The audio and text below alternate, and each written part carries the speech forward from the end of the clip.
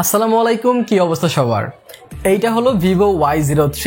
Vivo লো বাজেটের Y সিরিজগুলো কিন্তু মোটামুটি ভালোই পপুলার, কিন্তু অতটা ভ্যালু ফর মানি কিন্তু প্রোভাইড করে না। কিন্তু এই ফোনটা ব্যতিক্রম, কারণ এইটাতে রয়েছে একটা সুন্দর ডিজাইন, তাতে Helio G85 processor and 5000 mAh battery. ভালো জিনিস তো বেশ কিছু আছে, তার একটা ইম্পর্টেন্ট খারাপ জিনিসও রয়েছে, যেটার জন্য আপনারা অনেকে এই ফোনটা ইগনোর করতে চাইবেন। সো ভালো খারাপ সবকিছু নিয়েই থাকছি আমি রবিন, আপনার ইচ্ছে মোবাইল বাড়ি। তো চলুন শুরু করা যাক। তো প্রথমে সুন্দর এই বক্সটা যদি আপনারা খোলেন তাহলে সুন্দর এই ফোনটা পেয়ে যাবেন। এটা দুইটা কালারে আসছে, ব্ল্যাক এন্ড আমার হাতে যেটা রয়েছে সেটা আজকে গ্রিন কালার। হাতে একটা ট্রান্সপারেন্ট কেস পেয়ে যাচ্ছেন এন্ড রয়েছে একটা 10 ওয়াটের চার্জার এন্ড রয়েছে একটা টাইপ সি কেবল, আর তার সাথে আপনারা একটা সিম এজেক্টর টুল কিন্তু পেয়ে যাচ্ছেন। সো এগুলো সাইডে রেখে যদি আমরা ফোনটা নিয়ে কথা বলি তাহলে ফোনটা হাতে নিয়ে আপনাদের প্রথমেই পছন্দ হয়ে যাবে। ভিভো যেটা করে আসছে আগে থেকে সেটা এখনো বিদ্যমান, তারা ডিজাইনে কখনোই কার্পণ্য করে না। খুব সুন্দর একটা ডিজাইন দিয়েছে, পিছনে গ্লাস মনে হলেও এটা প্লাস্টিক, সো এটা গ্লাস্টিক ডিজাইন পেয়ে যাচ্ছেন। তার সাথে ক্যামেরার বাম্পটাও অনেক বেশি না, আবার অনেক কমও কিন্তু না। এছাড়া সাইড ফ্রেমটা কিন্তু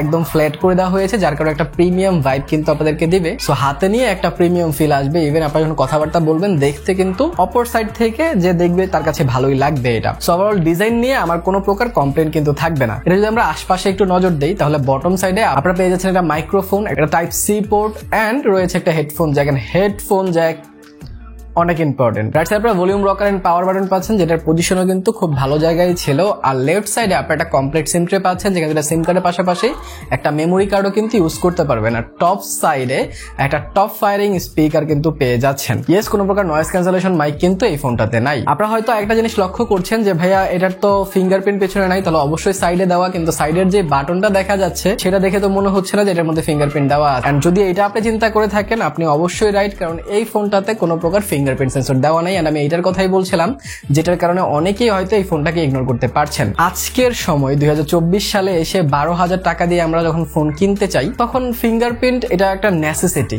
এটা এখন আর কোনো ফিচার্স না, এটা এখন আর কোনো ফিচার হিসাবে নাই যে এটাকে আপনি প্রমোট করবেন।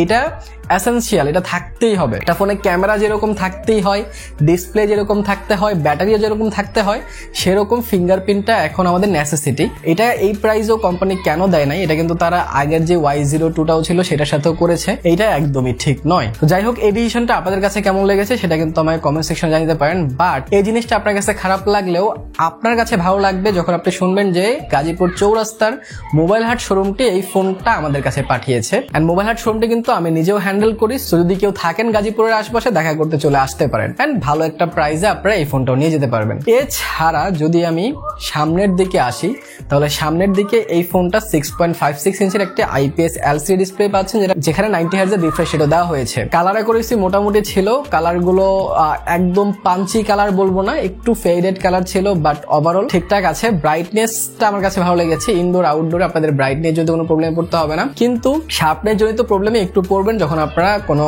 লার্জ ভিডিও দেখতে চাচ্ছেন বা কোনো কন্টেন্ট ওয়াচ করতে চাচ্ছেন, একটু সমস্যা হবে। কিন্তু আই হোপ ইনডোরে আপনারা অতটা ফিল করবেন না। এই বাজেটের ডিসপ্লে হিসাবে এটা ঠিকঠাকই আমি বলবো, কিন্তু এখানে আমি 500 হলে আর একটু খুশি হইতাম, কারণ এটাতে কিন্তু নচ ডিসপ্লে দেওয়া হয়েছে। আর আরেকটা জিনিস যেটা এখানে যে 90 Hz রিফ্রেশ রেট আছে, সেখানে কিন্তু আপনি ডিরেক্টলি 90 Hz ইউজ করতে পারবেন না, ইদার 60 Hz অথবা আপনার অটোতে ইউজ করতে হবে। সো এটাও খারাপ না, অটোতে থাকলে ব্যাটারিটা সেভ হয়। সো ওই ক্ষেত্রে হয়তো ভিভো এটা এরকম করার চেষ্টা করেছে, বাট খারাপ না। কিন্তু যে জিনিসটা আপনাদের কাছে ভালো লাগবে সেটা হচ্ছে এই ফোনটাতে out of the box Android 14 পেয়ে যাচ্ছেন এন্ড ফান্টাচ OS 14 দেওয়া আছে। ফান্টাচ OS 14 তারা আগে থেকে অনেক লাইট করেছে, কিন্তু তারপরেও তারা কিন্তু ব্লোটওয়্যার ভরে ভরে দিচ্ছে। পুরা হট অ্যাপ থেকে শুরু করে বেশ কিছু এক্সট্রা অ্যাপস আপনি এখানে পেয়ে যাবেন, যার কারণে ইউআইটা একটু ভারী হয়ে যায়। এন্ড যার কারণে আমি কিন্তু ইউআই ল্যাগ দেখতে পেয়েছি কিছুদিন ইউজ করার পরে, 2-3 দিন ইউজ করার পরে। এটা কিন্তু প্রায় 7 দিন ধরে আমার কাছে আছে। তো 7 দিনের যে এক্সপিরিয়েন্সটা আমি পেয়েছি সেখানে অবশ্যই ল্যাগিনেস ছিল। তো যারা একটু রাফ ইউজ করতে চান, অনেক বেশি অ্যাপ ইউজ করেন, ইনিশিয়ালি কোনো প্রকার প্রবলেম হয় না। প্রথম যে 2-1 দিন আমি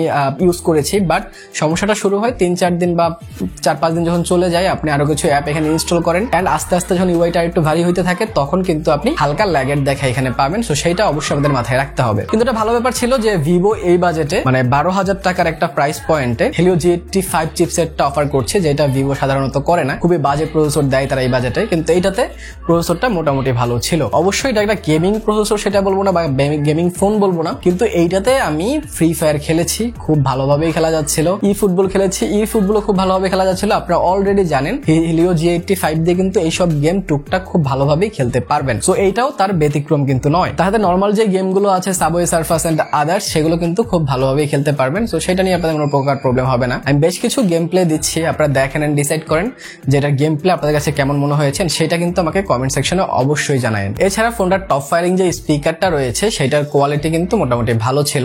এই বাজেট অনুযায়ী ইনডোরে স্পিকার যেরকম লাউডনেস হওয়া উচিত সেরকম লাউডনেস আছে। ফুল সাউন্ডে কিছু শুনলে অবশ্যই হালকা ডিস্টরশন খেয়াল করবেন, বাট 80 বা 90% যখন আপনি ইউজ করবেন সাউন্ড কোয়ালিটি কিন্তু কোয়াইট গুড ছিল। আমি স্যাটিসফাইড অন্তত। আর এই ফোনটাতে আপনার র্যাম হিসাবে পাচ্ছেন 4GB, সাথে 4GB আরো এক্সটেন্ডেড করতে পারবেন, এন্ড রোম আছে 64GB LPDDR4X এর র্যাম। সো র্যাম কোয়ালিটিও বেটার। সো ওভারঅল এটা খারাপ না, বাজেট অনুযায়ী ঠিকঠাকই আমি বলবো। তারপর আমার 7 দিন ইউজেসে এটার প্রসেসর আমাকে হতাশ করছে সেরকম আমি বলতে পারছি না। সো যারা গেমিং করেন না, শুধু নর্মাল ইউজের জন্য ফোন নিতে যাচ্ছেন বা বাসা দিতে যাচ্ছেন, হালকা ক্যামেরা, ইউটিউব, ফেসবুক, ইমো এইসবই ইউজ করবেন, তাহলে আমার মনে হয় এই ফোনটা আপনাদের জন্য আপনাদেরকে কোয়াইট ইমপ্রেস করবে। সো এবার জায়গাটা ক্যামেরা সেকশনে আমি একটু ডিসঅ্যাপয়েন্ট হয়েছি। আর একটু বেটার ক্যামেরা এখানে ইউজ করতে পারতো। 13 মেগাপিক্সেল ব্যাক ক্যামেরা পাচ্ছেন, তার সাথে একটা লেন্স দেওয়া হয়েছে, এন্ড ফটোতে আপনারা মাত্র 5 মেগাপিক্সেল ক্যামেরা পাচ্ছেন। আমি বেশ কিছু ক্যামেরা স্যাম্পল দিচ্ছি, আপনারা দেখেন এন্ড ডিসাইড করেন যে ক্যামেরাটা আপনাদের কাছে কেমন লেগেছে। ডেফিনেটলি যেটা বললাম যে আরেকটু ভালো হইতে পারতো, ক্যামেরাটা অন্তত 50 মেগাপিক্সেলের একটা সেন্সর দিলে আর একটু বেটার ছবি হয়তো আপনারা পাইতেন, বা বেটার রেজুলেশনের ছবি আপনারা পাইতেন। বাট স্টিল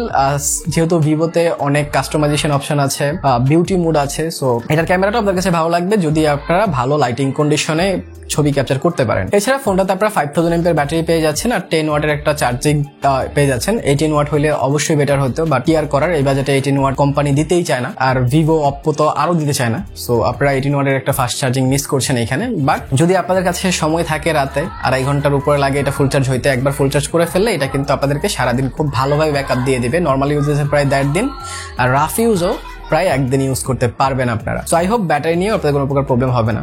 সো আমি যদি এইটার কিছু প্রোজ এন্ড কনস বলে দিই, প্রোজ সাধারণভাবেই এইটার যেই ডিজাইনটা আছে খুবই সুন্দর, তার সাথে এটার যে পারফরমেন্স সেকশন সেটাও আমার কাছে ভালো লেগেছে। আর খারাপ লেগেছে যে এই বাজেটে আমরা অবশ্যই ফিঙ্গারপ্রিন্ট ডেফিনেটলি আশা করি এটার ক্যামেরাটা আরেকটু বেটার করতে পারে। যদি আপনাদের বাজেট আরেকটু বেশি থাকে আর আপনারা Redmi 13C নিতে চান, তাহলে সেইটার কিন্তু আমি একটা dust test, water test and drop test করছি, সেইটা দেখতে চাইলে এখানে ক্লিক করে দেখে নিতে পারেন। ভালো সুস্থ থাকেন, ভিডিওটা ভালো লাইক, কমেন্ট, শেয়ার, সাবস্ক্রাইব করে দিন। দেখা হবে পরের ভিডিওতে।